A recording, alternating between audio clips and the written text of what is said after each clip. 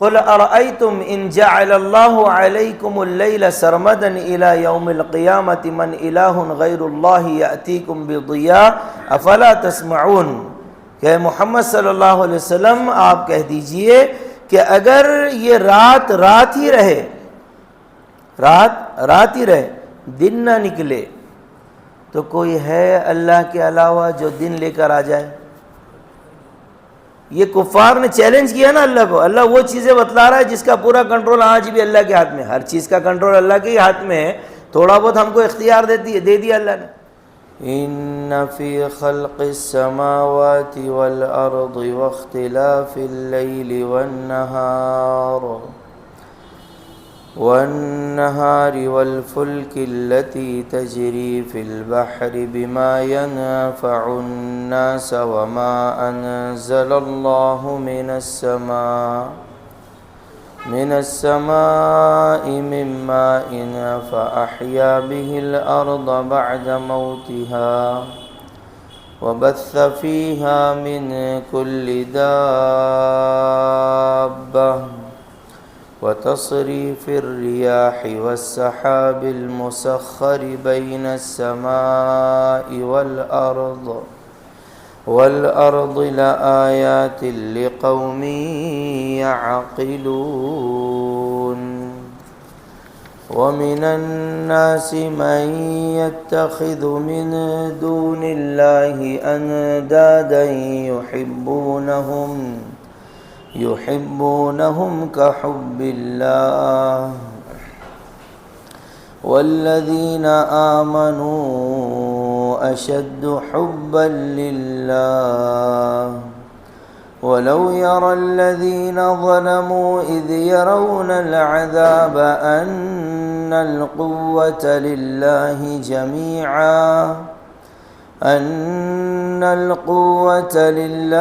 جميعا وأن الله شديد العذاب۔ شروع اللہ کے نام سے جو بڑا مہربان نہایت رحم والا ہے۔ درود و سلام ہو آقا نامدار سرور کونین صاحب قاب قوسین حبیب کبریا خاتم الانبیاء امام الانبیاء تاجدار انبیاء جناب محمد الرسول اللہ صلی اللہ علیہ وسلم پر اور آپ کی آل پر۔ انتہائی احترام کے لائق سامعین حضرات، آج آپ کے سامنے سورہ بقرہ کی آیت نمبر 163، 164 اور 165 یہ 3 آیتیں تلاوت کی گئی ہیں۔ ترجمہ دیکھیں، اللہ تعالیٰ آیت نمبر 163 میں فرماتے ہیں وَإِلَٰهُكُمْ إِلَٰهٌ وَاحِدٌ، کہ تمہارا معبود وہ ایک ہے، معبود جس کی عبادت کی جائے، جس کے سامنے سر جھکایا جائے، جس سے مانگا جائے، جس سے راز و نیاز کی بات کی جائے، جس کو اپنا دل کا دکھڑا سنایا جائے، وہ صرف ایک ہے۔ اور اس کا کیا نام ہے؟ اللہ۔ آگے خود اللہ اپنے بارے میں فرماتے ہیں لا الہ الا هو الرحمن الرحیم، اس کے علاوہ کوئی معبود نہیں ہے، اس کے علاوہ کوئی معبود نہیں ہے، وہ رحمان ہے، رحیم ہے۔ سمجھ رہے ہیں؟ آج کل بہت سے غیر مسلم ہمارے مسلمان بھائیوں کو ملتے ہیں، وہ بولتے ہیں یار ہم تمہاری درگاہ پر آ جاتے ہیں، تمہاری مسجدوں میں آ جاتے ہیں، تم لوگ بڑے کٹر ہوتے ہیں، ہمارے پاس نہیں آتے۔ تو ہم کو جواب دینا مشکل ہو جاتا ہے۔ ان سے یہ کہیے کہ ٹھیک ہے آپ ایک کام کر لیجئے، جیسے ہم آپ کے لیے کچھ نہیں کر سکتے، ایک کام ایسا بھی ہے، ایک بات ایسی بھی ہے جو آپ ہمارے لیے نہیں کر سکتے۔ وہ کہے گا بھائی کون سی؟ تو اس کو کہنا یہی والی آیت لا الہ الا ہو، آپ یہ کہہ دیجئے کہ اللہ کے علاوہ، ایک معبود کے علاوہ دوسرا کوئی معبود نہیں ہے، وہ نہیں بول سکتا۔ اللہ تبارک و تعالی واحد ہیں، اکیلے ہیں، ان کے علاوہ کوئی معبود نہیں، وہی رحمان ہے، وہی رحیم ہے۔ اب جب یہ آیت نازل ہوئی تو پھر کیا ہوا، اس کی تفسیر ترجمہ آپ دیکھ رہے ہیں۔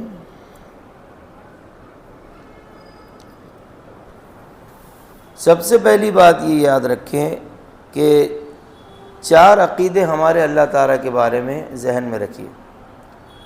پہلا عقیدہ یہ ہے کہ اللہ ایک ہے، بولو میرے ساتھ، کیا ہے؟ اللہ ایک ہے، یعنی کائنات میں کوئی اس کا نظیر نہیں۔ ہمارا بلیو ہے یہ سمجھیے، اللہ کا کوئی نظیر نہیں، کوئی شبیہ نہیں، کوئی اس کا ہمسر نہیں، کوئی اس کے برابر نہیں، کوئی اللہ کے جیسا نہیں۔ یہ بات کلیئر ہو گئی یہاں تک؟ اور زیادہ اس کو کھول کر بتلاتا ہوں۔ ہم اپنی جان سے زیادہ جس ہستی سے محبت کرتے ہیں، بلکہ ہماری جان کی کوئی قیمت نہیں، ان کی آن کی اور ان کی عزت کی قیمت ہے، اور وہ ہے محمد الرسول اللہ صلی اللہ علیہ وسلم۔ درود شریف پڑھ لو سب ایک بار۔ تو آپ صلی اللہ علیہ وسلم کو ہم مانتے ہیں کہ ساری کائنات میں سب سے زیادہ احترام کے لائق ہے، لیکن اللہ کے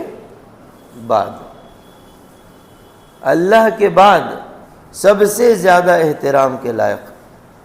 کوئی اگر یوں کہے بھائی میں اللہ کے نبی کی بہت عزت کرتا ہوں، آپ لوگ نہیں کرتے، آپ اس سے پوچھیں بھائی کیسا نہیں کرتے ہم، تو وہ آگے سے کہے کہ میں اللہ کو اور اللہ کے نبی کو دونوں کو برابر کہتا ہوں، آپ نہیں کہتے۔ یہ عزت ہے؟ نہیں، آپ اللہ کے نبی کی گستاخی کر رہے ہیں۔ کیسے؟ جو مرتبہ اللہ نے اپنے حبیب کو دیا نہیں، آپ کیوں دے رہے ہیں؟ اللہ نے فرمایا میرے بعد سب سے بزرگ کون ہے؟ محمد صلی اللہ علیہ وسلم۔ تو پہلا عقیدہ یہ بنا کہ اللہ کے جیسا کوئی نہیں، اللہ کے برابر کا کوئی نہیں، لیس کمثلہ شیء۔ ٹھیک ہے؟ کیونکہ اللہ سپر پاور نہیں ہے، اللہ سپریم پاور ہے، یعنی اس سے بھی زیادہ، سپر پاور سے بھی آگے، سپریم پاور سے بھی آگے۔ اللہ سب کچھ کے بغیر سب کچھ کر سکتا ہے، ہم سب کچھ کے ساتھ کچھ نہیں کر سکتے۔ دوسرا عقیدہ یہ ہے کہ اللہ تعالی ہی اس بات کا مستحق ہے کہ اس کی عبادت کی جائے، کیونکہ اللہ اپنا تعارف کرواتے ہیں صمد۔ صمد کہتے ہیں جس کو کس کی ضرورت نہیں، بے نیاز۔ ہم لوگ جو ایک دوسرے کی عزت کرتے ہیں، احترام کرتے ہیں، کہیں نہ کہیں یہ ضرورت بھی ہوتی ہے نا، مجھے آپ سے کام ہے، آپ کو مجھ سے کام۔ اللہ کو نہیں ہے ایسے۔ اس کو یوں سمجھیے، میں آپ سے پوچھتا ہوں، آپ جواب دیں گے، خود سمجھ میں آ جائے گا۔ ساری کائنات مل کر کہے اللہ اکبر، اللہ بڑے ہیں، اللہ سب سے بڑے، تو اللہ کی شان میں اللہ کی قسم رتی برابر بھی بڑھوتری نہیں ہوگی، کیونکہ میرے آپ کے کہنے سے اللہ بڑے نہیں ہوتے۔ اور ساری کائنات انکار کر دے، سب کافر ہو جائیں، سب کہیں ہم نہیں مانتے اللہ کو، اللہ اکبر نہیں ہے، تو اللہ کی شان میں رتی برابر بھی کمی نہیں آئے گی۔ یہ ہے سمجھ، بے نیاز، کوئی ضرورت نہیں، اس کو ہماری عبادت کی ضرورت نہیں ہے، ہم کو اللہ کی عبادت کی ضرورت ہے۔ تیسرا عقیدہ یہ ہے کہ وہ ایک ہے، یعنی ذی اجزا نہیں، وہ اجزاء اور اعضاء سے پاک ہے، اس کے ہاتھ پیر نہیں ہے اللہ تعالیٰ۔ اللہ نے ہم کو ہاتھ پیر دیے، خود اللہ تعالیٰ ہاتھ پیر سے پاک ہے، نہ اس کا تجزیہ ہے اور نہ تقسیم ہو سکتی ہے۔ بعض لوگوں کا خیال ہوتا ہے، جو غلط خیال ہے، کہ اللہ تعالیٰ حضرت علی کے اندر آ گئے تھے، حلول کر گئے تھے، غلط بات ہے۔ سمجھ میں آ گیا؟ اور چوتھا یہ ہے کہ وہ ایک ہے، یعنی جو اپنے وجود ازلی ابدی میں ایک ہے، وہ اس وقت بھی موجود تھا جب کچھ نہیں تھا، آج بھی ہے اور آئندہ بھی رہے گا، اور ہمیشہ سے ہے، ہمیشہ رہے گا۔ وَتَوَكَّلْ عَلَى الْحَيِّ الَّذِي لَا يَمُوتُ وَسَبِّحْ بِحَمْدِهِ، کہ ایسے پہ بھروسہ کرو جو ہمیشہ سے ہے، زندہ ہے، کبھی اس کو موت نہیں آئے گی۔ حدیث میں آتا ہے شیطان آپ سے آ کر پوچھے گا ساری کائنات کو کس نے پیدا کیا؟ جواب کیا ہے؟ اللہ نے۔ تو اگلا سوال کرے گا کہ اللہ کو کس نے پیدا کیا؟ اس کا کیا جواب ہے؟ ہمارا ایمان ہے اللہ ہمیشہ سے ہے، ہمیشہ رہے گا۔ آئی بات سمجھ میں؟ تو اب جب یہ آیت نازل ہوئی نا کہ اللہ ایک ہے، اس کے علاوہ کوئی معبود نہیں، تو اللہ نے اگلا اپنا تعارف کروایا، هو الرحمن الرحیم، وہ رحمان بھی ہے رحیم بھی ہے، یعنی مہربانی میں، رحم کرنے میں اللہ کے جیسا کوئی نہیں ہے۔ تین کام ابھی میرے ذہن میں آ رہے ہیں، اور بھی ہیں جن کو کرنے سے ہم اللہ کا رحم پا سکتے ہیں، اور رحم بہت بہترین چیز ہے، سمجھاتا ہوں اس کو۔ پہلی چیز ہے عصر سے پہلے کی 4 رکعت سنت پڑھنا، عصر کی نماز سے پہلے۔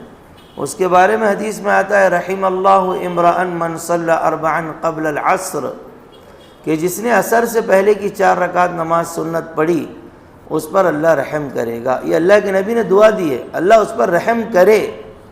سرکار دو عالم صلی اللہ علیہ وسلم جب دعا کریں تو ان کی دعا میں قبول نہ ہو، یہ ڈاؤٹ ہو سکتا ہے؟ کافر کو تو ہو سکتا ہے، مسلمان کو نہیں ہو سکتا۔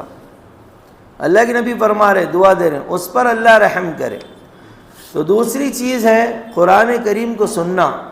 آپ قرآن سن رہے، تفسیر سن رہے، اس کے بارے میں قرآن کہتا ہے وَإِذَا قُرِئَ الْقُرْآنُ وَأَنصِتُوا لَهُ فَاسْتَمِعُوا لَهُ وَأَنصِتُوا لَعَلَّكُمْ تُرْحَمُونَ، کان لگا کر سنو اور خاموش رہو شاید کہ تمہارے اوپر رحم کیا جائے۔ اور تیسری چیز ہے جو آپ کے انڈر ہے، آپ کی بیوی ہے، بچے ہیں، نوکر ہیں، نوکرانیاں ہیں، ملازم ہیں، ان کے اوپر رحم کرنا۔ مولانا اشرف علی تھانوی صاحب نے ایک بڑی پیاری بات لکھی، حالانکہ ہم کو اپنے جو ماتحت ہوتے ہیں نا ان پہ بہت غصہ آتا ہے۔ حضرت نے لکھا، ذرا غور سے سننا، آپ کو مزہ آئے گا۔ غصہ جو ہے بڑا سمجھدار ہوتا ہے، اپنا مخاطب دیکھ کر آتا ہے۔ سامنے اگر کوئی کمزور ہے تو بہت آئے گا، پورے لوگوں سے سنبھالنے سے نہیں سنبھلتا، اتنا غصے میں آتا ہے، کمزور ہے نا۔ اور اگر کبھی سامنے کوئی دادا آ جائے، کوئی طاقتور انسان آ جائے، ہماری زبان میں کہتے ہیں نا ڈان، تو خود اپنے بچے کو کہتے ہیں ارے آپ ہیں حضرت، تو بچے کو کہتے بیٹے چاچو ہے سلام کرو، اور ایسا نہیں بولنا اپنے چاچو ہے، اور اپنے بچے کو ڈانٹیں گے۔ تو غصہ کتنا سمجھدار ہے، اور کمزور ہے تو بہت آتا۔ تو اللہ تعالیٰ نے فرمایا، اللہ کے حبیب نے فرمایا، معاف کرنا، من لا یرحم لا یرحم، جو رحم نہیں کرتا اس پر بھی رحم نہیں کیا جاتا۔ انصاف سے آگے کی چیز رحم ہے۔ اگر کوئی بندہ یوں کہے اللہ سے کہ اللہ ہمارے ساتھ انصاف کر، تو وہ تو گیا۔ کیوں؟ ہماری نیکیاں کم ہیں، گناہ زیادہ ہے۔ اللہ انصاف کرے گا تو ہماری ناؤ ڈوب جائے گی۔ اور رحم ہوتا ہے کہ ہماری غلطیوں کو چھپا دے اور ہمیں معاف کر دے۔ اس لیے آپ لوگ اگر کبھی کسی جید اور بڑے عالم کی دعا سنیں گے، بڑے اللہ والے ہوتے ہیں نا علماء، تو وہ کہتے ہیں دعا مانگتے وقت کہ اے اللہ، اے الہ العالمین، رحم کا، کرم کا، عفو کا، عافیت کا معاملہ فرما۔ اب سمجھ میں آیا کیا مطلب ہے؟ مطلب اگر آپ انصاف کریں گے تو ہم تو ڈوب جائیں گے، کیونکہ اور دوسرے اینگل اس کا یہ بھی ہے کہ اللہ کی نعمتیں زیادہ ہیں اور ہمارا شکرانہ کم ہے۔ اللہ نے جو ہمارے اوپر نعمت کی بارشیں کی ہیں وہ زیادہ ہیں اور ہمارا شکرانہ کم ہے۔ اسی لیے یہ ساری بات میں نے بیان کی کہ یہاں پر تفسیر میں لکھا ہے کہ رحمان اور رحیم جیسے اللہ ہے ویسا کوئی نہیں ہے۔ اچھا یہی کم ہے کیا؟ کبھی وقت دیکھیں ہم اتنا بڑا گناہ کر لیتے ہیں اور خود کرنے کے بعد جب وہ گناہ ہو جاتا ہے اس کی لذت ختم ہو جاتی۔ یہ ہر انسان کے ساتھ ہوتا، تو انسان کیا کرتا؟ ڈرتا کہ یار بہت بڑی مسٹیک ہوگی۔ اور بعض لوگوں کو اتنا اللہ کا ڈر بیٹھ جاتا کہ وہ گھبراتے کہ کہیں اللہ کا عذاب تو نہیں آ جاتا میرے اوپر۔ ملتے ہیں ہمیں ایسے لوگ۔ میں نے شاید آپ کو واقعہ سنایا تھا، پرانی بات ہے، ایک میں نے نکاح کے موقع پہ بیان کیا اور اس میں بیٹیوں کو جو ماں کے پیٹ میں قتل کر دیتے ہیں اس کی مذمت کی، اس کے خلاف بیان کیا اور بتلایا کہ اللہ تعالیٰ کتنا سخت سزا دے گا قیامت کے دن۔ ایک صاحب آگے بیان ہوتے ہی اور تھر تھر کانپ رہے اور رونا شروع کر دی۔ بولے مولانا آپ نے جو بولے وہ گناہ مجھ سے ہوا ہے، اب میں کیا کروں؟ تو میں نے ان کو علاج بتایا کہ بھئی کسی یتیم خانے سے، اناتھ آشرم سے کوئی یتیم بچی کو گود لے لو اور بیٹی بنا کر پالو اس کو. اب یہی ہو سکتا ہے، وہ تو بیچاری جان تو چلے گئی، انشاءاللہ تمہیں تسکین ہو جائے گی. وہ پہلے آلریڈی ان کو 5-6 بیٹیاں تھیں، تو اس لیے انہوں نے یہ گناہ کر لیا. تو ایسا ہوتا ہے، تو انسان خود گھبراتا کہ یار یہ ہو جائے. اب آپ دیکھیں، یہ اللہ کی مہربانی نہیں ہے کہ ہم گناہ کر لیتے ہیں، اللہ پکڑتا نہیں فوراً. حالانکہ آپ یہ تفسیر پڑھ چکے ہیں، میں بتا رہا ہوں، اب وہ اس میں نہیں جاتا تفصیل میں. بنی اسرائیل نے غلطی کی تھی، مچھلی مت پکڑو بولے، انہوں نے پکڑے نہیں تھے، جال ڈال کے رکھ دیے تھے، یعنی ہوشیاری کی تھی، چالاکی کی تھی. اللہ نے اتنے پر بھی ان کو بندر اور پگ بنا دیا تھا، سور بنا دیا تھا. آپ پڑھ چکے ہیں تفسیر کہ رات میں اچھے تھے، جب صبح میں اٹھے تو بندر بن گئے تھے. ان کے قریب کے گاؤں والوں میں دیکھے کہ یار قریب کے ایریا سے آواز کچھ بھی نہیں آ رہی. اب جب بندر بن جائیں گے تو انسانوں جیسا تھوڑی آواز نکل سکے گا، سور بن جائیں گے تو بول تھوڑی سکیں گے. جب جا کر دیکھے تو ان کے جو بوڑھے تھے وہ سور بن گئے اور جو جوان تھے وہ بندر بن گئے.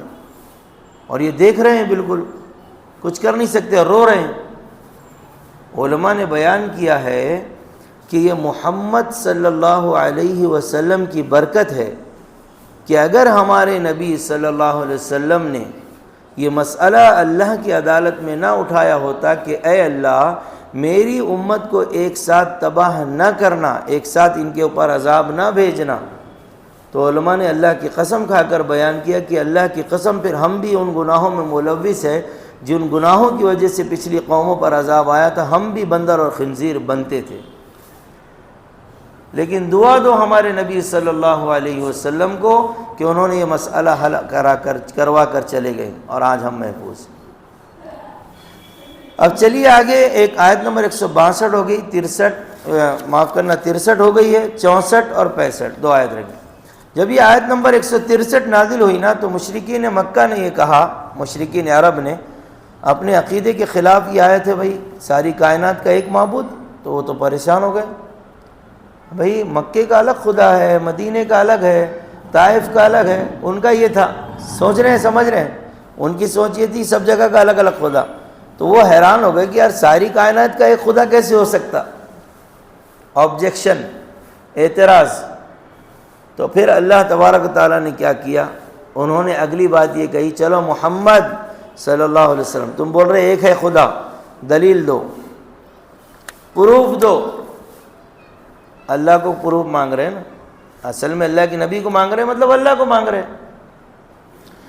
تو اللہ تبارک و تعالیٰ نے آیت نمبر 64 نازل فرمائی، فرماتے ان فی خلق السماوات والارض واختلاف اللیل والنہار، کہ بے شک نشانیاں ہیں آسمانوں کی پیدائش میں، زمین کی پیدائش میں، دن اور رات کے آنے جانے میں ایک کے بعد ایک، والفلک التی تجری فی البحر، اور کشتی کے سمندر میں چلنے میں، جہاز جو چلتے ہیں یہ چلنے میں بھی نشانی ہے، بما ينفع الناس، جو کچھ وہ لوگوں کو فائدہ پہنچاتے ہیں، وما انزل اللہ من السماء من ماء، اور جو اللہ تعالیٰ نے آسمان سے بارش برسائی ہے، فاحیا به الارض، اور اس کے ذریعے سے زمین کو زندہ کیا، بعد موتها، مر جانے کے بعد، زمین کے بالکل ختم ہو جانے کے بعد اللہ تبارک و تعالیٰ نے اس کو زندہ کیا، بعد موتها، وبث فیہا من کل دابہ، اور اس پانی کے ذریعے ہریالی اگی ہے، اسی کے ذریعے سے اللہ نے ہر قسم کے جانوروں کو پھیلا دیا، ہر قسم کے جانور کو اللہ نے پھیلا دیا. وتصریف الریاح، اور ہواؤں کے عدلنے بدلنے میں، پھیرنے میں، تصریف کے معنی پھیرنا، بدلنا، کبھی ہوائیں ٹھنڈی چلتی ہیں، کبھی گرم چلتی ہے، کبھی تیز چلتی ہے، کبھی آہستہ چلتی ہے، کبھی آندھی کی شکل میں چلتی ہے، کبھی طوفان کی شکل میں چلتی ہے. یہی ہوا ہے جس نے قوم عاد کو اٹھا کر پٹک دیا تھا اللہ کے حکم سے. حالانکہ وہ اتنی تگڑی اور اتنی طاقتور قوم تھی، قرآن کہتا ہے ارم ذات العماد، وہ ستونوں والے تھے، اور ان کی طاقت کا اندازہ اس سے لگائیے.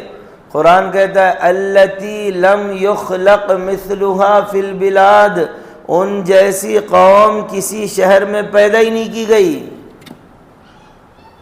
اتنے ڈیل ڈول والے ستونوں کے جیسے تھے وہ، اللہ نے ہوا کے ذریعے ان کو اٹھا کر پٹک دیا. اور جب پٹکا ہے تو جیسے پنکھا گھوم رہا ہے، یہ ایسے ہوا میں آپس میں گھومتے، ان کی کھوپڑیاں ٹکراتی اور زمین پر چور چور ہو کر گر جاتے تھے، اللہ نے ختم کر دیا۔ تو تصریف الریاح، ہواؤں کے عدلنے بدلنے میں، والسحاب المسخر بین السماء والارض، اور بادل کو زمین اور آسمان کے بیچ میں مسخر کر دیا، معلق کر دیا، لٹکا دیا۔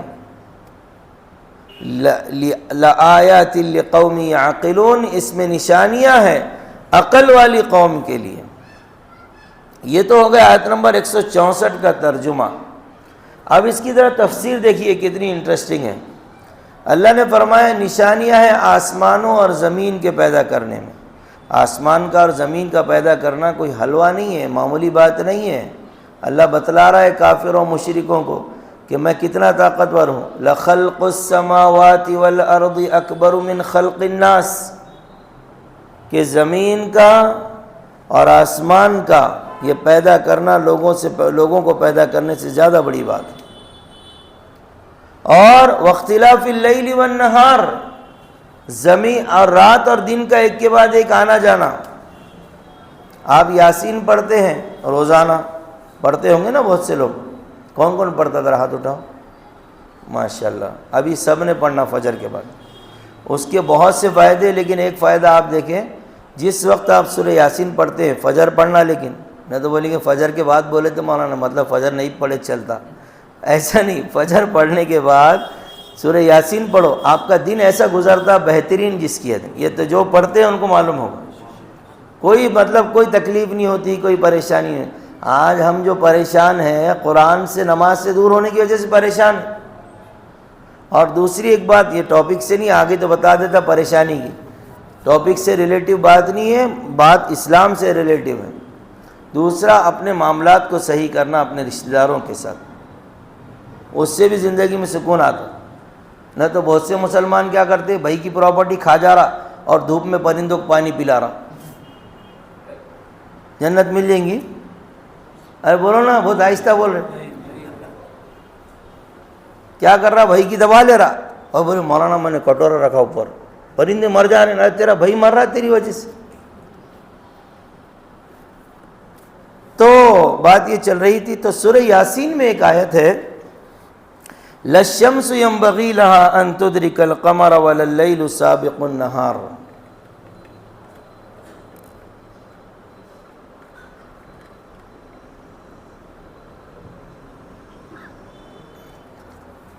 نہ سورج چاند کو پا سکتا ہے، پکڑ سکتا ہے، وَلَا اللَّيْلُ سَابِقُ النَّهَارِ، نہ رات دن سے پہلے آ سکتی ہے۔ اس کو 20ویں پارے میں بھی اللہ تعالیٰ نے سورہ قصص میں فرمایا، قُلْ أَرَأَيْتُمْ إِنْ جَعَلَ اللَّهُ عَلَيْكُمُ اللَّيْلَ سَرْمَدًا إِلَى يَوْمِ الْقِيَامَةِ مَنْ إِلَٰهٌ غَيْرُ اللَّهِ يَأْتِيكُمْ بِضِيَاءٍ أَفَلَا تَسْمَعُونَ، کہ محمد صلی اللہ علیہ وسلم آپ کہہ دیجئے کہ اگر یہ رات ہی رہے، رات ہی رہے، دن نہ نکلے، تو کوئی ہے اللہ کے علاوہ جو دن لے کر آ جائے؟ یہ کفار نے چیلنج کیا نا اللہ کو۔ اللہ وہ چیزیں بتلا رہا ہے جس کا پورا کنٹرول آج بھی اللہ کے ہاتھ میں، ہر چیز کا کنٹرول اللہ کے ہی ہاتھ میں ہے۔ تھوڑا بہت ہم کو اختیار دے دیا اللہ نے، اختیار بھی اتنا ہی جیسے ہم بٹن دباتے پنکھا چالو ہوتا ہے، لیکن اس کے چالو ہونے میں، بجلی کے پیدا ہونے میں، ہوا کے پیدا کرنے میں وہ اللہ کا ہی ہاتھ ہے۔ یہ پنکھے سے ہوا نہیں آ رہی، اللہ نے ہوا پیدا کیا۔ ہمارے تبلیغ کے ایک بڑے ذمہ دار تھے بھائی فضل کریم گجرات کے، وہ بولا کرتے تھے جب سے انسان نے پنکھا بنایا اللہ نے ہوا کو ختم کر دی۔ تو یہ ایک بات کہ اگر رات ہو جائے تو پھر اللہ تبارک و تعالیٰ کے علاوہ کوئی دن نہیں لا سکتا۔ من الہ غیر اللہ یاتیکم بضیاء، اور وہی آیت اس کے نیچے ہے، قل ارأیتم ان جعل اللہ علیکم النہار سرمدا الی یوم القیامۃ من الہ غیر اللہ یاتیکم بلیل تسکنون فیہ، کہ اگر سارا دن ہی رہے تو کوئی ہے نہیں ایسا خدا اللہ کے علاوہ جو رات لے کر آ جائے۔ یہ بہت بڑی بات ہے۔ اور سائنسداں تو کہتے ہیں کہ یہ سب جو ہے نا، یہ جتنی بھی چیزیں ہیں، اگر رات ہی رہے تو ہم ٹھنڈ سے مر جائیں گے، اور دن ہی رہے تو ہم گرمی سے مر جائیں گے۔ پھر آگے اللہ نے فرمایا کل فی فلک یسبحون، یہ جتنے ستارے سیارے ہیں یہ اپنے مدار میں گردش کر رہے ہیں۔ آپ نے سنا ہوگا سائنسداں لوگ اسلام قبول کر لیتے، کیسے کر لیتے؟ وہ جب اوپر سے دیکھتے ہیں نا کہ یہ سارے ستارے سیارے، تو ایسے محسوس ہوتا ہے کہ یہ بالکل ابھی ٹکرا جائیں گے آپس میں، اور یہ ایک طرف بہتے ہوئے جا رہے ہیں۔ یہ سورج ہے، چاند ہے، زمین ہے، اور اس کے علاوہ جتنے ستارے ہیں، جب اوپر سے وہ دیکھتے ہیں تو ایسے لگتا ہے بالکل ٹکرا جائیں گے۔ ایک مثال دیتا ہوں، بالر نے بال ڈالا، بیٹسمین نے بیٹ لے کر گیا، تو ایسے لگتا ہے بال بیٹ کو لگے گا، لیکن لگتا نہیں، مس کر کے نکل جاتا ہے۔ بس ایسے ہی یہ نکل جاتے ہیں۔ اب سائنسداں لوگ ایسے تو نہیں ہوتے نا، بس دیکھ لیا خاموش ہو گئے، یہ کیوں نہیں ٹکرا رہے؟ وہ ان کے ذہن میں سوال آتا ہے، یہ ٹکرا رہے کیوں نہیں آپس میں؟ کون سی طاقت ان کو روک رہی ہے؟ لگ رہا ہے کہ ابھی ہم 12 گھنٹے کے بعد اعلان کر دیں گے کہ اب بھئی زمین کوئی بڑے ستارے سے ٹکرانے والی ہے اور ساری ختم ہو جائے گی، لیکن ٹکرا رہی نہیں، کیا بات ہے؟ تو جب وہ دنیا کی کتابیں پڑھتے ہیں، اور پڑھتے پڑھتے جب اس کتاب کو پڑھتے ہیں جس کو میں اور آپ اللہ کا کلام کہتے ہیں، قرآن مجید، اور جب ان آیتوں پر پہنچتے ہیں کہ یہ سارے ستارے سیارے اللہ کے حکم سے اپنے مدار میں گردش کر رہے ہیں، کہ اللہ نے حکم دے دیا کہ آپس کے قریب تو جائیں گے، ٹکرائیں گے نہیں، ٹکرائیں گے نہیں، ایسے ہی جانا ہے، تو سمجھ جاتے ہیں کہ یار یہ واقعی وہ کتاب جو بتا رہی ہے اتنی اوپر کی بات، تو واقعی یہ کسی انسان کا کلام نہیں، اس رب کا کلام ہے جس نے سارے انترکش کو اور سارے ستاروں اور سیاروں کو پیدا کیا۔ اور قرآن یہیں پر بس نہیں کرتا، یہ سائنسداں لوگوں کو اور اگلی معلومات بھی دیتا ہے قرآن، کہ یہ ستارے کب ٹکرائیں گے۔ ابھی نہیں ٹکرا رہے، اتنی معلومات نہیں، قرآن یہ بھی کہتا ہے آگے کب ٹکرائیں گے۔ قرآن کہتا ہے القارعہ ملقارعہ وما ادراک ملقارعہ یوم یکون الناس کالفراش المبثوث، جب اللہ کا حکم ہوگا، جب قیامت قائم ہوگی، اللہ حکم دے گا اب ساری کائنات ختم ہو جائے۔ انما امرہ اذا اراد شیئا ان یقول له کن فیکون۔ سن لو سائنسدانوں، اب اللہ حکم دے رہا ہے کہ اب یہ ساری کائنات ختم ہونے والی ہے۔ اب ایک وقت تھا اللہ نے حکم دیا تھا کوئی ختم نہیں کر سکتا، تو نہیں کر سکا، اب اللہ حکم دے رہا ہے ختم ہو جا، تو کوئی بچا نہیں سکے گا، کوئی بچا نہیں سکے گا۔ یہ اللہ تبارک و تعالیٰ کی طاقت۔ پھر اگلی بات اللہ نے فرمائی والفلک التی تجری فی البحر، وہ کشتی جو سمندر میں چلتی ہے، بما ینفع الناس، اور اس سے لوگوں کو فائدہ ہوتا ہے، یعنی لوگ ادھر سے ادھر سفر کرتے ہیں، امپورٹ ایکسپورٹ کا کاروبار کرتے ہیں۔ اب آپ دیکھیں کشتی کے چلنے میں کتنی نشانیاں ہیں۔ پانی ایک دم نرم چیز ہے، آپ انگلی ڈالو انگلی چلے جائے گی، لیکن ٹنوں کا وزن ہے جہاز کے اوپر، وہ جہاز کو وہی پانی سنبھال رہا ہے، یہ نشانی نہیں ہے تو کیا ہے؟ ابھی آپ گلاس میں پانی لو یا رنجن میں ہے کوئی بکٹ میں پانی ہو، جتنی نیچے چاہے آپ ہاتھ ڈال دیں گے، اتنی نرم چیز ہے، لیکن ایسا بڑا جہاز، اس کا اتنا لاکھوں ٹن وزن ہے اس کا، وہ پانی سنبھال رہا ہے۔ اللہ سورہ رحمان میں بھی کہتا ہے یہ اللہ کی طاقت ہے۔ اچھا، اس کے چلنے میں بھی جب یہ پردے چھوڑتے ہیں، ہوائیں چلتی ہے، جہاز چلتے ہیں، ورنہ پہلے، اب تو خیر ڈیزل کے بھی آ گئے ہوں گے، پہلے زمانے میں یہ ہوتا تھا 15 دن کا سفر مہینوں لگ جاتے تھے، حاجی صاحب گئے تو پتہ ہی نہیں آنے کا۔ یہ اللہ کی نعمت ہے۔ ایک بات بڑی عجیب یاد آئی، ایک نیوی آفیسر تھا جو ملٹری میں کام کرتے ہیں، سمندر میں نیویج کہتے ہیں نا اس کو، نیوی آفیسر تھا غیر مسلم، اس کو ایک عربی نے قرآن کریم گفٹ دیا، ہدیہ، اور کہا کہ بھئی یہ اللہ کا کلام ہے قرآن کریم، اس کو بغیر طہارت کے ہاتھ نہیں لگانا، وضو کرنا، یہ اس کے رول ریگولیشن ہے، پھر اس کو پڑھنا، فالو کرو گے؟ ہاں ٹھیک ہے کریں گے، لے لو یہ پڑھو، تم کو معلومات ہوگی۔ وہ پڑھتے پڑھتے پڑھتے ان نے 18 پارے پڑھ لیا۔ 18 پارے پڑھتے پڑھتے وہ ایک آیت پر پہنچا 18ویں پارے کی، او کظلمات فی بحر اللجی یغشاہ موج من فوقہ موج من فوقہ سحاب ظلمات بعضها فوق بعض اذا اخرج یدہ لم یکد یراہا۔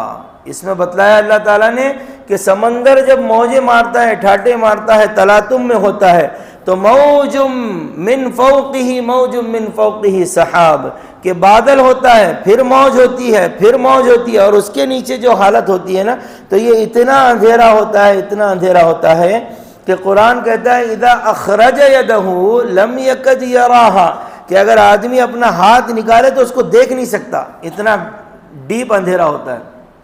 تو جب اس نے دیکھا تو بڑا تعجب کرنے لگا، کہا او ہو یہ تو بڑی عجیب بات ہے، 40 سال میری عمر سمندر میں گزری، اور 40 سال دھکے کھانے کے بعد میں یہ والا راز جس کو قرآن ایک آیت میں آدھے ٹکڑے میں بیان کر رہا، ایک آیت کے آدھے ٹکڑے میں، پورا بھی نہیں، آدھے ٹکڑے میں بیان کر رہا، یہ مجھے 40 سال دھکے کھانے کے بعد اتنی ڈیپ نالج کی بات معلوم پڑی۔ ہاؤ از پاسبل، یہ کیسے ہو سکتا؟ اب وہ تو چین سے نہیں بیٹھا، ریٹائرڈ تھے حضرت، اس نے پڑھنا شروع کیا محمد صلی اللہ علیہ وسلم کی زندگی۔ ہو سکتا ہے محمد صلی اللہ علیہ وسلم کی زندگی سمندر میں گئی ہو، سمجھ رہے ہیں؟ تو اس نے پایا کہ حضور صلی اللہ علیہ وسلم نے پوری لائف میں ایک بھی سفر سمندر کا نہیں کیے۔ اب اور حیران ہو گیا، بولے بھائی پہلے تو اتنی ڈیپ بات بتا رہے ہیں، دوسرا کبھی سمندر کا سفر نہیں کیے۔ تو پھر اس نے دیکھا کہ آپ کا دعویٰ کیا ہے، حضور صلی اللہ علیہ وسلم کا دعویٰ کیا ہے؟ دعویٰ یہ ہے کہ یہ کلام قرآن محمد کا کلام نہیں، اللہ کا کلام ہے۔ تو اس نے پھر یہ نتیجے پر پہنچا کہ اتنی ڈیپ بات اگر قرآن بتا رہا ہے تو واقعی پھر قرآن اس کا کلام ہے جس نے سمندر کو پیدا کیا ہے، جو صرف یہ نہیں اس سے آگے کی بھی معلومات رکھتا ہے۔ پھر نتیجہ کیا ہوا؟ اس نے کہا اشہد ان لا الہ الا اللہ واشہد ان محمد رسول اللہ صلی اللہ علیہ وسلم۔ آگے اللہ تبارک و تعالیٰ فرماتے وما انزل اللہ من السماء من ماء فاحیا به الارض بعد موتها، اگلی نشانی کہ اللہ تبارک و تعالیٰ نے آسمان سے بارش برسائی۔ یہ ساری نشانیاں جو بیان ہو رہی ہے نا، یہ ساری نشانیاں بتلاتی ہیں کہ اللہ ہے، اس کائنات کا چلانے والا کوئی ہے، اس کو پیدا کرنے والا کوئی ہے، اور اس کا نام ہے الحمدللہ رب العالمین۔ اب آسمان سے بارش برسایا اللہ تعالیٰ نے، اور اس کے ذریعے مردہ زمین کو زندہ کیا۔ اس کے بارے میں 30ویں پارے میں اللہ فرماتے ہیں انا صببنا الماء صبا، بڑے عجیب طریقے پر اللہ نے بارش برسائی ہے۔ کیا مطلب ہے؟ دیکھو اب اس میں کتنی نعمتیں ہیں، کتنی نشانیاں ہیں۔ اگر اللہ تعالیٰ یہ بارش، ابھی تو بہت اچھے موقع پہ تفسیر آ گئی، 7 جون قریب ہے، بہت یہ لکی ہو گیا ہے تو ہمارے لیے۔ اگر اللہ تعالیٰ یہ بارش کا نظام یوں رکھتا کہ بھئی اب یہ بارش قطرہ قطرہ نہیں برسے گی، ایک دم برس جائے گی، جیسے اتراکھنڈ میں برسی تھی، بادل پھٹ گیا تھا نا، تو آپ اور میں تو پھر رکھنے سے رہے اس کو، اب ہم ہی نہیں رہتے، ہم ہی بہہ کر چلے جائیں گے۔ اور اگر اللہ یوں کہے نہیں چلو ٹھیک ہے بھئی میں قطرہ قطرہ ہی برساؤں گا، لیکن 6 مہینے کی پوری بارش ایک ساتھ دے رہا ہوں، تم سب اسٹاپ کر لو، کر سکتے؟ کیا یہ اللہ کی تعریف کرتے جائیں دل میں، الحمدللہ سبحان اللہ، یہ سب اللہ کا کرم ہے۔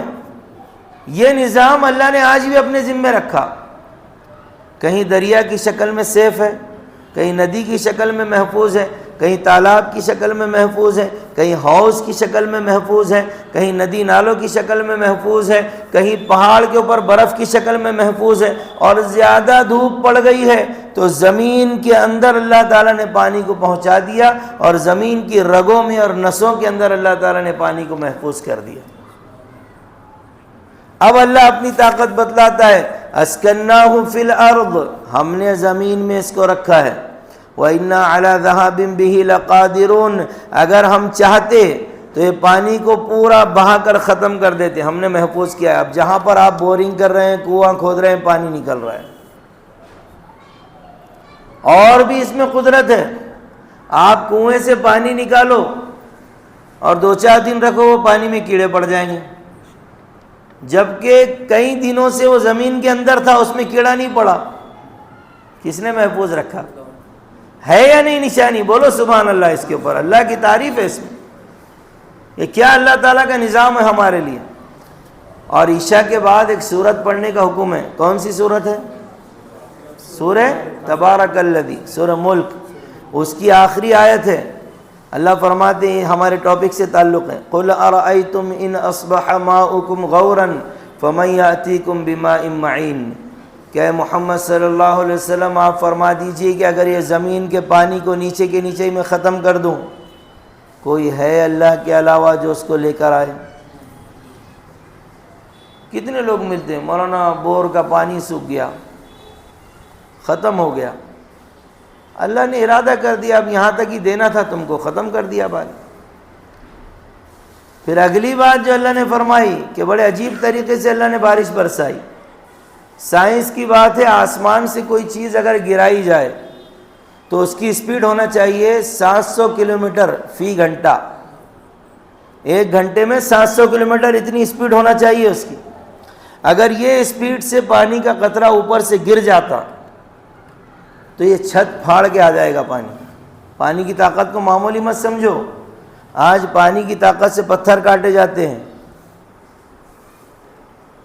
لیکن اب یہ ایسے نہیں گرتا.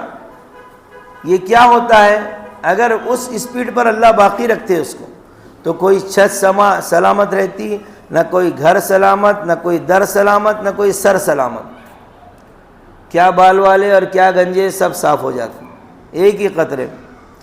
لیکن اب اللہ کا نظام دیکھ، اللہ نے فرمایا میں نے عجیب طریقے سے بارش برسائی تو یہ بارش کے قطرے آپس میں ٹکراتے ہیں، آسمان سے نکلے پھر آپس میں ٹکراتے ہیں تو گرتے گرتے گرتے یہ 700 کلومیٹر فی گھنٹہ کی رفتار زمین پر جب آتی ہے تو یہ 2-4 کلومیٹر فی گھنٹہ رہ جاتی ہے. اب بچے نہا رہے ہیں وہ پانی کے اندر، خوشی سے نہا رہے ہیں، بھیگ رہے ہیں، خوشی سے بھیگ رہے ہیں. کتنی بڑی اللہ کی طاقت ہے کہ اللہ تعالیٰ نے اس پانی کو محفوظ کر دیا.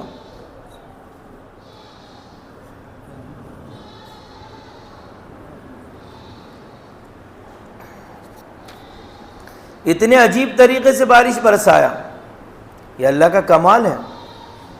پھر آگے دیکھیں اللہ تبارک و تعالیٰ فرماتے ہیں، یہ تو بارش کا نظام ہو گیا، مردہ زمین کو اللہ نے زندہ کر دیا. بعض جگہ پہ زمینوں کو دیکھنا دراڑ پڑ جاتی، اتنی سوکھ جاتی. پھر جب بارش برسے گی تو وہی زمین ہری بھری نظر آئے گی، دراڑ نظر نہیں آئے گی. اس میں دلیل ہے ان لوگوں کے لیے جو مرنے کے بعد زندہ ہونے کی زندگی کو انکار کرتے ہیں. جس طرح اللہ نے زمین کو زندہ کیا ہے ویسے ہی ہم کو بھی زندہ کرے گا. یخرجون من الاجداث کأنہم جراد منتشر. ایک قبر سے ایسے مردے اٹھیں گے قیامت کے دن جیسے ایک گھونسلے سے ہزاروں ٹڈیاں نکلتی ہیں. ٹڈی ایک پرندہ ہوتا ہے، وہ ایک گھونسلے ہزاروں کی شکل میں جیسے نکلتے ہیں، ایسے قبروں سے لوگ اٹھیں گے. ہم سمجھتے ہیں یہ میرے ابا کی خبر ہے، یہ میری اماں کی خبر ہے، نہ جانے کتنے لوگ ان کے ساتھ مکس ہو گئے، وہ قیامت میں پتہ چلے گا. اور آگے اللہ فرماتے ہیں وَبَثَّ فِيهَا مِن كُلِّ دَابَّةٍ. ہر قسم کے جانور کو اللہ تعالیٰ نے اس سے پھیلایا، ہر قسم کے جانور کو. یہ آیت پہ بتلاتی ہے کہ جانور کا مارنا اور اس کو زندہ رکھنا یہ اللہ کے ہاتھ میں ہے. بعض لوگ یہ خیال کرتے ہیں کہ ہم فلاں جانور کے کاٹنے پر، میں کسی جانور کا نام نہیں لے رہا، فلاں جانور کے کاٹنے پر اس پر پابندی لگا دیں گے تو ہم اس کو بچا لیں گے. آپ سارے جانوروں پر روک لگا دیں، جب جس کی موت جہاں ہونا ہے وہ ہو کر رہے گی، اور جب تک جس کو زندہ رہنا ہے وہ ہو کر رہے گا. اب آئی ہے تو ایک بات بیان کر دوں، اسی سے متعلقہ مسئلہ. آج کل ہمارے مسلمان بڑے مایوس ہیں اسی مسئلے کو لے کر. کہتے ہیں مولانا آپ کیسے ہوگا، اب تو اتنی پابندیاں لگ گئی، یہ ہو گیا وہ ہو گیا. ایک بات یاد رکھنا، کبھی بھی بڑی کام کی اصول کی بات ہے، جب بہت زیادہ اندھیرا ہو نا اسی وقت یہ امید ہوتی ہے کہ بہت جلدی سویرا ہوگا. اور ایک بات میری نہیں، مولانا سجاد نعمانی صاحب کی عرض کرتا ہوں کہ اللہ کی مصلحت کا پہیہ الٹا چلتا. اگزامپل شاید میں نے دیا تھا گزشتہ ہفتے کہ سامنے سمندر ہے، دریا ہے، پیچھے فرعون کا لشکر ہے. بنی اسرائیل بول رہی ہے انا لمدرکون، موسیٰ تو نے کھپا دیا، ہم کو مروا دیا، ہم تو دھر لیے گئے، ہم پکڑ لیے گئے، اب ہم بچیں گے نہیں. کیا ہوا؟ اب ہونا یہ چاہیے تھا لاٹھی ہاتھ میں، موسیٰ علیہ السلام لاٹھی کو مضبوطی سے پکڑ لیتے، اس کے پاس تلوار ہے فرعون کے، اللہ نے کہا موسیٰ وہ لاٹھی بھی ڈال دو۔ لاجک میں آتی کیا بات یہ؟ لیکن بنی اسرائیل کتنی ناشکری قوم تھی، ابھی وہ دریا سے نکلے پیر بھیگے ہوئے ہی تھے، تو موسیٰ علیہ السلام کو بولنے لگے ہمارے کو وہ معبود ہونا، جیسے وہ لوگ پتھر کی پوجا کر رہے، یعنی اتنے وہ گئے ہوئے قوم تھی۔ اس قوم نے بھی وقت پر ایسے حالات میں جب بچنے کی کوئی امید نہیں تھی، آپ کے اور میرے لیے کیا پیغام ہے سمجھ لیجئے، جب بچنے کی کوئی امید نہیں تھی انہوں نے وقت کے نبی کی بات کو مانا ہے، کامیابی مقدر ہوئی ہے۔ وہ دریا جس نے فرعون کو ڈبایا بنی اسرائیل کو پار لگا دیا۔ پانی کا کام ڈبانا ہے، لیکن جو چیز ڈبانے والی ہوگی، اگر آپ محمد صلی اللہ علیہ وسلم کے طریقے پر قائم ہوں گے، وہ ڈبانے والی چیز اوروں کے لیے تو ڈبائے گی لیکن آپ کو اور مجھ کو نہیں ڈبائے گی۔ وجہ اس کی کیا ہے؟ ہم نے اللہ کے نبی صلی اللہ علیہ وسلم کے دامن کو مضبوطی سے پکڑ لیا۔ اپنی عقل کچھ بھی نہیں، میری اور آپ کی عقل کچھ نہیں، میرے نبی بول رہے ہیں اس طرح کرنا ہے میں کروں گا، بس آپ دیکھیں کامیابی آپ کے قدم چومے گی۔ پھر آگے اللہ فرماتے ہیں تصریف الریاح والسحاب المسخر بین السماء والارض، اور اللہ تبارک و تعالیٰ نے ہواؤں کو یعنی پھیر دیا ہے، کبھی ٹھنڈی چل رہی ہے کبھی تیز چل رہی ہے، اور اسی طرح بادل کو معلق کر دیا آسمان اور زمین کے درمیان۔ یہ بادل کے اوپر بڑے بڑے ٹنوں سے پانی بھرا ہوا ہوتا ہے بادلوں میں، برف کی شکل میں۔ آج میں کہہ رہا ہوں آپ مان رہے ہیں آسان ہے، کیونکہ آج کے دور میں بادل سے اوپر جانے کا نظام موجود ہے، ہوائی جہاز وغیرہ۔ یہ بات محمد صلی اللہ علیہ وسلم نے اور اللہ تعالیٰ نے اس وقت بتلائی ہے جب اوپر جانے کا کوئی نظام نہیں تھا۔ اسی لیے جو ابھی تھوڑی دیر پہلے میں نے بیان کیا نا کہ بہت سے لوگ جو سائنٹسٹ ہوتے ہیں وہ اسلام قبول کر لیتے، وہ دیکھتے ہیں یار یہ اوپر تو محمد صلی اللہ علیہ وسلم کے زمانے میں جانے کا کوئی نظام نہیں تھا، اور قرآن یہ بات بیان کر رہا ہے، تو مطلب یہ ہے کہ ساری کائنات کا نہیں، بادل کا، سب کچھ کا پیدا کرنے والا خالق ہے، جس کا کلام محمد صلی اللہ علیہ وسلم بیان کر رہے ہیں۔ اسی لیے انہوں نے اتنی کنفرم بات بتلائی۔ اور یہی نہیں کہ قرآن وہ بات کرتا ہے جو ان کی تحقیق سے مطابقت رکھتی، نہیں، اگلی بات سنیے آپ خوش ہو جائیں گے، ان کی تحقیق سے آگے کی بات قرآن بیان کرتا ہے۔ اور اگلی بات سنیے، اب تو بہت سے سائنسدانوں کے بارے میں ہم نے ہمارے اساتذہ سے سنا تھا کہ وہ یہاں سے چوری کر کے بیان کرتے ہیں۔ چلتا کوئی مسئلہ نہیں، پروڈکٹ ہمارا، چٹھی تمہاری، پروڈکٹ ہمارا، لیول تمہارا لگا لو، کوئی مسئلہ نہیں۔ لیکن جب لوگ اس کی تحقیق پر آئیں گے، یہ وہ سمندر ہے صاحب، آپ دو چار قطرے لینے سے ہماری کوئی کمی نہیں ہونے والی، یہ ایسی چیز ہے یہ آپ کو پکڑ کے اللہ کا بندہ بنا دے گا، مومن بنا دے گا، لیکن آپ اس کا کچھ نہیں کر سکتے۔ اس لیے اللہ نے فرمایا لآیات لقوم یعقلون، اس میں نشانیاں ہیں اس قوم کے لیے جو عقل رکھتی ہے۔ اب اتنی بات سننے کے بعد بھی اگر کوئی مشرک یہ کہے میں نہیں مانتا، تو مطلب یہ ہے کہ اس میں عقل نہیں ہے۔ کیا بات کیا قرآن نے زبردست! نشانی یہ لاجک اسی کو سمجھ میں آئے گا جس کے اندر عقل ہے، جس میں عقل نہیں ہے اس کو نہیں آئے گا سمجھ میں۔ اب آخری آیت ہے، 5-10 منٹ میں ختم۔ اللہ فرماتے وَمِنَ النَّاسِ مَن يَتَّخِذُ مِن دُونِ اللَّهِ، اور لوگوں میں سے بعض لوگ وہ بھی ہوتے ہیں جو اللہ تبارک و تعالیٰ کے خلاف شرک کرتے ہیں، غیر اللہ کو معبود بنا دیتے ہیں، اور یہی نہیں کہ صرف معبود بنا دیتے ہیں، یحبونہم کحب اللہ، ان سے محبت ایسی کرتے ہیں جیسے اللہ سے کرنا چاہیے۔ آپ دیکھیں نا، اب ان کے باطل خداؤں کی محبت میں بے قصوروں کی جان لے لیتے ہیں۔ کسی انسان نے کہہ دیا کہ میرا یہ جانور میرا خدا ہے، اب اس جانور کی محبت میں کسی بے گناہ کی موب لنچنگ ہو جا رہی ہے۔ یہ کیا ہے؟ یحبونہم کحب اللہ، ایسی محبت کرتے ہیں جیسی محبت اللہ کے ساتھ ہونا چاہیے۔ اللہ فرماتے والذین آمنوا اشد حبا للہ، جو لوگ اللہ سے محبت کرتے ہیں وہ بہت زیادہ اللہ کی محبت میں متشدد ہوتے ہیں، پکے ہوتے ہیں۔ کیسے؟ جو غیر اللہ کی عبادت کرتے ہیں ان کو اگر یہ پتہ چل جائے کہ تمہارا جو جھوٹا موٹا کا خدا ہے نا وہ تم کو عذاب دینے والا ہے، قرآن کی تفسیر میں لکھی ہے بات، وہ اپنے خدا سے دستبردار ہو جائیں گے، بولیں گے بھائی میں نہیں مانتا اس کو، یہ تو میرے کو عذاب دینے والا ہے۔ لیکن اگلی بات سنیے، مسلمانوں کو اگر آپ یہ کہیں گے، یہ مسلمانوں کی خاصیت ہے، ہم کیسے پکے ہیں اللہ کی محبت میں، کیا ایک مسلمانوں، میں ممبر سے کہہ رہا ہوں، آپ میں سے ایک بھی میری مخالفت نہیں کرے گا، مسلمانوں اللہ کا قانون ہے، گناہ کرو گے جہنم میں جاؤ گے، اللہ مارے گا، عذاب دے گا، اور نیکیاں کرو گے جنت میں جاؤ گے، اللہ کی رحمت ملے گی، اللہ اکرام کرے گا۔ کوئی آپ میں سے اسلام چھوڑنے کو تیار نہیں، یا ہے کوئی یہ سننے کے بعد کہ یار مولانا نے کہا اللہ عذاب دینے والے ہیں، میں تو اسلام کو چھوڑ دیتا ہوں؟ یہ مسلمانوں کا ایمان ہے، یہ خاصیت ہے ایمان والوں۔ اور ایک خاص بات دیکھیں، آپ دنیا کے ریلیجن پڑھیں تو انہوں نے ان کے خداؤں کو تعارف کرائے نا، ڈرانے والا کرائے۔ اللہ جب قرآن کھولیں گے آپ تو قرآن میں سب سے پہلے اللہ اپنا تعارف کراتا ہے بسم اللہ الرحمن الرحیم، شروع اللہ کے نام سے جو بڑا مہربان بڑا رحم کرنے والا ہے، یہ تعارف ہے اللہ کا۔ پہلے ہی لائن میں اللہ سے محبت ہو جاتی ہے انسان کہ یار میرا رب اتنا محبت کرنے والا مہربان ہے۔ اور اگلی بات اللہ تعالیٰ فرماتے ہیں وَلَوْ يَرَى الَّذِينَ ظَلَمُوا، کیا خوب ہوتا اگر یہ ظالم مشرک جب دنیا میں کسی مصیبت کو دیکھتے تو اس کے وقوع میں غور کر کے یہ سمجھ لیا کرتے کہ سب قوت اللہ تعالیٰ کو ہے۔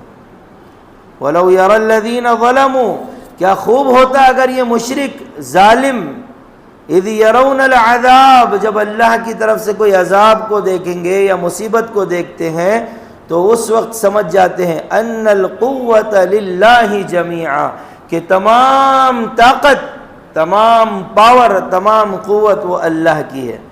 اور آخری ٹکڑا وَأَنَّ اللَّهَ شَدِيدُ الْعَذَابِ، اللہ تبارک و تعالیٰ بڑے سخت عذاب دینے والے ہیں، اور واقعی اللہ کی طرح کوئی بھی نہیں ہے۔ یاد رکھیں، ایک بات بتا کر تفسیر ختم، اگر کسی شخص نے 100 قتل کیا، دنیا کی عدالت اس کو قتل کے بدلے قتل کر دے تو اس نے جان لیا 100 اور دیا صرف 1، انصاف نہیں ہوا۔ اس لیے اللہ نے کہا کہ اللہ تعالیٰ انصاف کرنے والے، سخت سزا دینے والے۔ اللہ قیامت میں مرنے کے بعد اس کو 100 مرتبہ زندہ کریں گے اور 100 مرتبہ اس کو موت دیں گے تاکہ انصاف ہو۔ وآخر دعوانا ان الحمد للہ رب العالمین۔ بھئی دیکھیے، ایسی کوئی بات میری زبان سے نکل گئی جو آپ کو لگتا ہے غلط ہے تو آپ کو پوری اجازت ہے، آپ میری اصلاح کر سکتے ہیں، یا کوئی سوال تفسیر سے متعلق پوچھنا چاہتے ہیں تو پوچھ سکتے ہیں، میرے ذہن میں ہوگا انشاءاللہ آپ کی رہبری کر دوں گا۔ سنتیں ہماری چل رہی تھی راستے پہ چلنے کی، 5 ہو گئی تھی۔ 6ٹھی ہے مظلوم کی مدد کرنا، 7ویں راستے میں اپنی ذات سے کسی کو تکلیف نہ پہنچانا، 8ویں راستے سے تکلیف دہ چیز کا ہٹانا، یہ بہت اہم سنت ہے۔ راستے میں پتھر وغیرہ، دیہاتوں میں آپ جائیں تو کچھ دیہاتی بڑے بڑے پتھر رکھ دیتے، یہ بڑی یعنی اہم سنت ہے۔ حدیث میں آتا ہے اماطۃ الاذی عن الطریق، کہ راستے سے تکلیف دہ چیز کا ہٹا دینا یہ ایمان کے 70 شعبوں میں سے سب سے چھوٹا شعبہ ہے۔ اب سب سے چھوٹے شعبے کا پاور کتنا ہے دیکھیے۔ ایک اخبار میں نے پڑھا تھا کہ ایک بس روڈ پہ سے جا رہی تھی، کسی نے پتھر رکھ دیا تھا روڈ پہ، تو بس کے ٹائر پہ جب وہ آدھا پتھر آ جاتا ہے نا، ہاں سمجھ گئے بہت سے، تو وہ سلپ ہو کے ایسے نکلتا ہے جیسے گولی نکلتی ہے۔ کریکٹ کہہ رہا ہوں؟ تو ایک کسان بیچارہ کام کر رہا تھا، اس کے یہاں پر لگی۔ اب ڈاکٹر صاحب بیٹھے، آپ سمجھ جائیں، ان سے پوچھ لیں، جب گولی کی رفتار میں پتھر یہاں پر لگے گا تو کیا حالت ہوگی؟ صاف ہو گیا۔ تو میں نے جب پڑھا اور یہ حدیث مجھے یاد تھی تو میں تو بڑا یعنی کئی مرتبہ اللہ کے نبی پہ درود شریف پڑھنے کا دل چاہا، اور پڑھا بھی میں نے صلی اللہ علیہ محمد، کہ واقعی محمد صلی اللہ علیہ وسلم آپ کی تعلیمات پر قربان جائیں، آپ جس عمل کو سب سے چھوٹا بتا رہے ہیں اس میں اتنی طاقت ہے کہ انسان کی جان بچ سکتی ہے، تو بڑے عمل میں کتنا طاقت ہوگی۔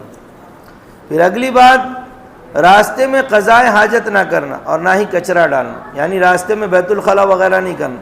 جو لوگ دیہات میں رہتے ہیں یا دیکھے ہوں گے تو دیہاتی لوگ راستے پر ہی بیٹھے رہتے ہیں، وہ چیز ٹھیک نہیں ہے۔ 10واں یہ عرفاً ناپسندیدہ سمجھے جانے والے کام نہ کرنا، اور 11واں راستے کے متعلق حکومتی قوانین کی پابندی کرنا۔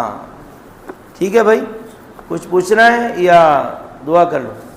ایک بات یاد ہے مولانا جی سب کے لیے، میں آنکھوں سے اللہ دکھائے ہمارے روڈ پہ ایک تربوز کھا کے الٹا ڈال دیا، ایک گاڑی والا سیدھا آ کے بریک ماریا، گاڑی ایک نالی میں، 2 آدمی دوسری نالی میں جا کے اللہ، تربوز کے چھلکے کی وجہ سے۔ وہی بات ہے جو راستے سے تکلیف دیتی ہے۔ ٹھیک ہے، یہ تو ایک اچھی بات ہے۔ اور کچھ پوچھنا ہے بھائی؟ دعا کر لو۔